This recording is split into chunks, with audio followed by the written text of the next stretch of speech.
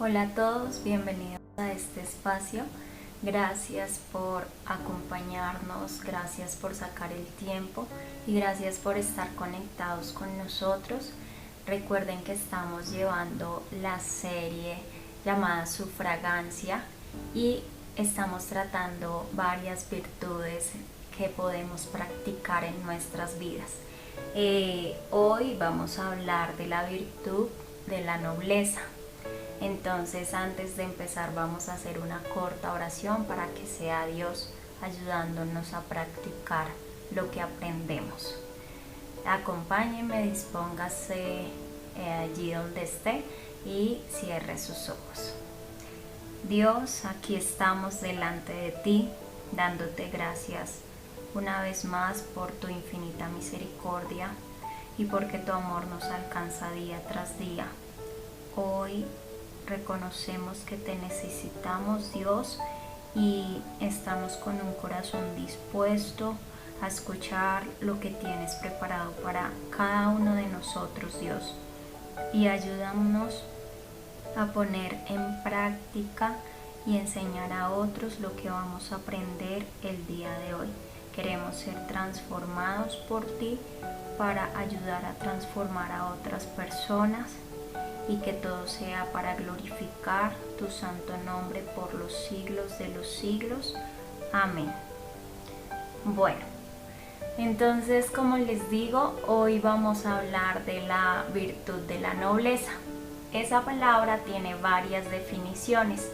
Una de ellas se refiere al calificativo que se le da a una persona que posee buenos valores morales y también que carece de maldad. La otra definición se refiere a aquella persona que ostenta el título de noble, porque tiene una familia que su origen surge del Imperio Romano, siendo una especie de nobleza real. En esa época, ser noble era pertenecer al estrato más alto en la sociedad feudal, en donde la figura del rey era quien ocupaba el rango más alto.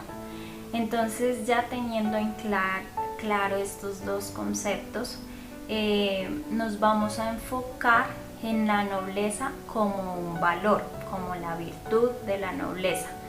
De esta forma, una persona que practica la nobleza tiene la capacidad de propiciar el bienestar propio y el bienestar de los demás. Y siempre procura ocupar el lugar de los que necesitan ayuda. Siempre procura ocupar el lugar a fin de suplir la necesidad de otros. Entonces, vamos a la luz de la palabra. Abramos nuestras Biblias en Mateo 25:35. Mateo 25:35. Y luego saltamos al versículo 45.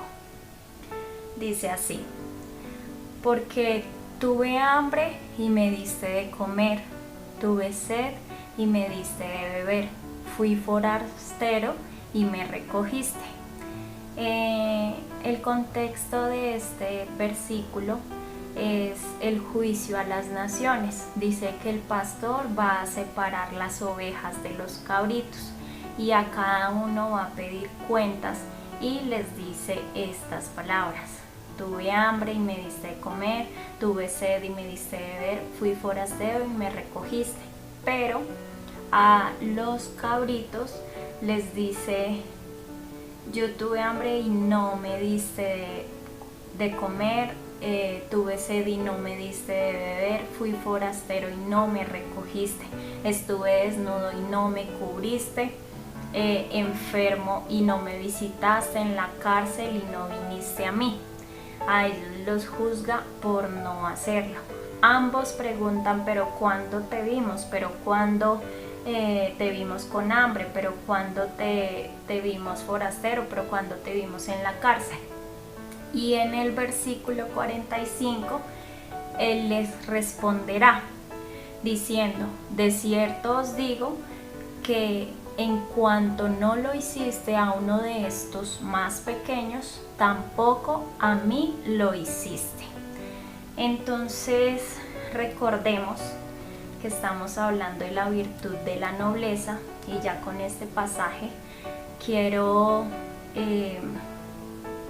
aclarar que en nuestra sociedad hemos visto falta de valores, y tal vez muchos de nosotros nos preguntemos si ha muerto la nobleza. Esto me hace recordar una situación de una mujer que se sube al bus, y esta mujer busca desesperada en su cartera el dinero para pagar. Le dice al conductor: solo tengo 700 pesos, perdí el dinero en el camino. Casi imploraba al conductor, pero a él le bastó solo un segundo para obligarla a bajarse, porque siempre le ocurría en su trabajo, a menudo le pasaba esto.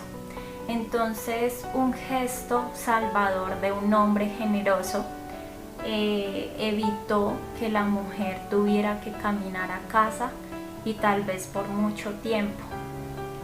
Vamos a analizar esta situación. La mujer se siente muy agradecida y guarda silencio. Vemos que el conductor y la mayoría de espectadores no les interesa lo que acaba de suceder y demuestran frialdad ante la situación. Y un par de esas personas, de los espectadores, unos pocos, sí pensaban, sí se quedaron reflexionando de la nobleza de que somos capaces los seres humanos. Y a esto lo quiero llamar como la nobleza de lo pequeño hace algo grande. Recuerden que a este hombre le bastaron nada más 500 pesos para hacer un gesto de nobleza con algo pequeño. Él hizo un gran acto de nobleza con algo muy pequeño. Entonces, si está escribiendo, resáltelo, la nobleza de lo pequeño. Llévelo en su mente, practíquelo como este hombre lo practicó. Voy a contarle varias situaciones que he pasado y que estoy segura de que ustedes también las han vivido, donde podemos ver esos grandes actos de nobleza en cosas muy pequeñas que podemos hacer.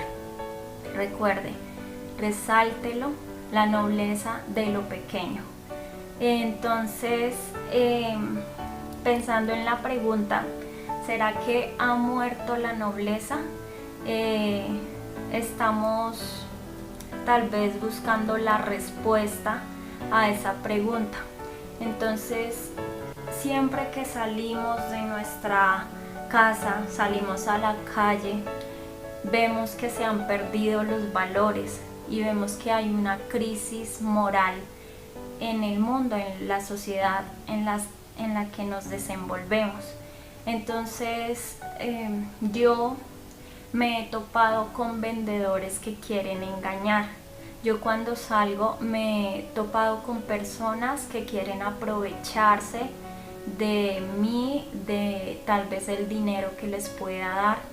Seres queridos en los que espero una ayuda cuando tengo un momento difícil, que cuando acudo a ellos me cierran las puertas y se niegan a brindarme esa ayuda en el momento que tal vez yo más lo necesitaba. He vivido estas cosas, pero por esto no podemos culpar a la falta de valores por la decisión de mi frialdad, por la decisión de endurecer mi corazón, porque eso es una decisión que tomo yo. No es culpa del mundo, no es culpa de que salimos a la calle y vemos lo peor y recibimos lo peor. Así que yo soy la que he decidido ser fría ante las situaciones que me han pasado. Yo he decidido aceptar ser indolente y tener un corazón duro porque así han sido conmigo. Y entonces decido y pienso, mejor me vuelvo dura porque si no me van a lastimar, mejor me pongo ese caparazón para que no se aprovechen de mí. O pienso que si hablando mi corazón, así muchas personas se van a aprovechar de mí. Entonces el consejo es: no dejes que el mundo te haga tomar malas decisiones. No dejes que el mundo endurezca tu corazón y ni tomes decisiones para volver duro tu corazón. Como les dije, estas son cosas pequeñas que podemos hacer, pero son grandes actos de nobleza que tal vez unos pocos reflexionen ante las situaciones que vivimos. También, ¿quién no ha escuchado a un padre hablarle a su hijo y decirle: no se deje, no sea tonto, sea avispado, tiene que tener malicia? Muchos padres le han hablado de esa manera a los hijos y los hijos escuchan y tal vez guarden silencio, y la mayoría tiene un resultado y concluye en: no me van a volver a ver la cara de tonto, no voy a volver a pasar por bobo. Entonces eso es lo que concluyen la mayoría de los hijos: me voy a defender, no me voy a dejar, porque esos son los consejos que reciben de sus padres. También en una ocasión veníamos de mercar con mi esposo y mi hijo, y ya a poca distancia de entrar a nuestro conjunto vimos a un hombre adulto mayor, un anciano, que tenía un carro muy lujoso, Mercedes-Benz, y la llanta del auto estaba pinchada. Él quería cambiar el repuesto y ya al acercarnos le pidió el favor a mi esposo que lo ayudara porque ya él era bastante mayor, y mi esposo se quedó ayudándolo. Entonces a los minutos llegó un mecánico y le dijo a mi esposo: sáquele lo del juguito, lo de la limonada. Y mi esposo dijo: no, yo simplemente le estaba haciendo un favor. Y cuando escuchamos esto del mecánico, concluimos que él no iba a ser justo en cobrarle lo que costaba el trabajo que iba a hacer, que se iba a aprovechar de la situación porque pues por las apariencias se notaba que el señor tenía dinero, y él aún lo manifestaba. Él le dijo a mi esposo: yo le pago, pero mi esposo iba a hacer el favor y el mecánico se iba a aprovechar de la situación. Entonces, ya con estas situaciones que son de la vida cotidiana, vemos a un conductor y a unos pasajeros, la mayoría, que decidieron endurecer su corazón. Vemos a un hijo instado por su padre de no dejarse, de no ser bobo, que endureció su corazón. Y vemos a un mecánico que endureció su corazón por querer aprovecharse de la situación en la que podía sacar un poco más de dinero. Así que, como dije, nosotros hemos estado en esas situaciones y hemos sido espectadores y hemos estado y hemos vivido en estas situaciones. Solo nos queda decidir una cosa. Hay dos caminos: seremos duros de corazón, vamos a decidir endurecernos, que nuestro amor se enfríe, o seremos nobles, tendremos grandes actos de nobleza haciendo cosas pequeñas. Esas son las decisiones que podemos tomar frente a nuestra vida cotidiana, frente a las acciones normales en las que nos desenvolvemos. Y quiero que reflexionemos en una cosa. El hombre que completó el pasaje de aquella mujer se hizo más pobre por hacer ese acto de nobleza, o ese padre que quiso despertar a su hijo o decirle que no se dejara, ganó un buen hijo para él y para la sociedad, o ese mecánico aprovechándose de la situación y queriendo sacar dinero un poco más, se hizo más rico por querer aprovecharse de esa situación. Respóndanse estas preguntas y no permitamos que los golpes que recibimos de la vida nos transformen en algo que no somos, porque nosotros hemos sido creados para buenas obras y para cosas buenas. Entonces no permitamos que se dañe nuestro corazón. Y recuerden, resáltenlo, que un gran acto de nobleza está en hacer cosas pequeñas. Entonces, la nobleza de lo pequeño. Segundo, la nobleza implica amar. A la luz de la palabra, vamos a ver cómo un inocente ocupa el lugar del culpable. Recuerden el significado de noble, que es una persona que procura ponerse en el lugar de un necesitado. Entonces vamos a ver a la luz de la palabra cómo un inocente ocupa el lugar del culpable. Jesús siempre supo quién era el culpable, y aún así, él siendo inocente, ocupó el lugar del traidor, de quien falló, de quien cometió el delito, aún sabiendo que él no tenía ninguna falta. Vamos a ir a Juan 18. Juan 18, ubíquelo en su Biblia. Les voy a ir contando el contexto. Jesús acababa de ser arrestado y lo presentaron frente al sumo sacerdote y lo ataron. Entonces le preguntaron, el sumo sacerdote le preguntó por sus discípulos y por su doctrina, y Jesús le dijo: todo lo que yo he hablado, lo he hablado en público en las sinagogas, así que puedes preguntarle a todos los que me han oído. Y vamos a Juan 18, del 22 al 23. Después de Jesús haber respondido esto, uno de los alguaciles que estaba allí le dio una bofetada. ¿Así respondes al sumo sacerdote? Jesús le respondió: si he hablado mal, testifica en qué está el mal, y si bien, ¿por qué me golpeas?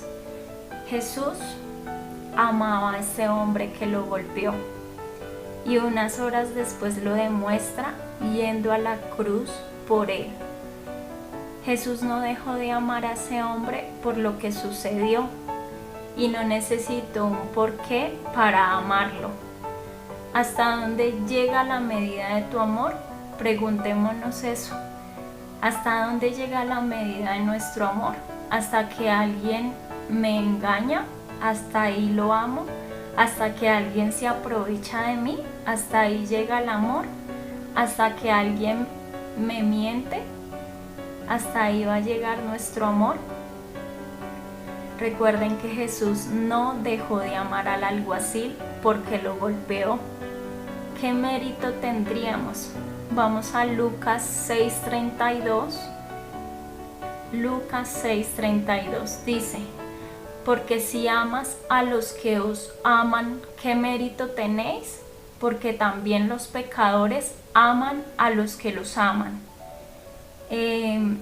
Yo, por motivos de trabajo, he tenido que tomar bastante transporte público. Allí empiezo a ver personas que suben y bajan del transporte pidiendo ayuda o son vendedores, y todas se justifican del por qué están allí. Unas dicen: yo no soy ladrón, prefiero estar haciendo esto que robar a alguien, no quiero quitarle nada a nadie. Así como ustedes, yo tenía un trabajo, pero por la cuarentena, por el virus, me suspendieron el contrato, por eso me toca hacer esto, no me ignoren. Y cada uno da sus explicaciones. Debido a esto, yo empecé a cambiar cómo los miraba.